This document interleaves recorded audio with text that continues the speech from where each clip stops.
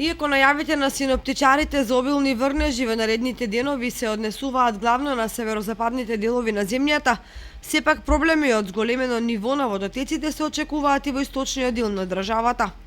Според прогнозите се очекува да наврнат до 40 литри вода на квадратен метар, што ќе им создаде проблеми на населените места во полскиот дел од Кочанската котлина. Поради ваквата најавена опасност, Министерството за транспорт и врски упати повик до градоначалниците и надлежните институции да ги преземат сите неопходни мерки за заштита од евентуални поплави.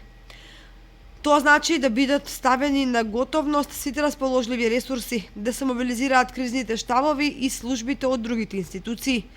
При тоа будно да се следат нивото на водотеците и да се обрне внимание на мостовите кои се на удар на наноси.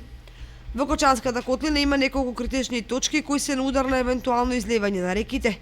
Мостот на Брегалница на патот Кочани-Зрновци, кој претрпе сериозни штети при последните поплави, се уште не е саниран, што значи дека при повторно надоаѓање на Брегалница може да биде однесен. Проблеми со надојдената Брегалница ќе имаат населените места до течението, како и земјоделското земјиште кое е засејано со есенски култури.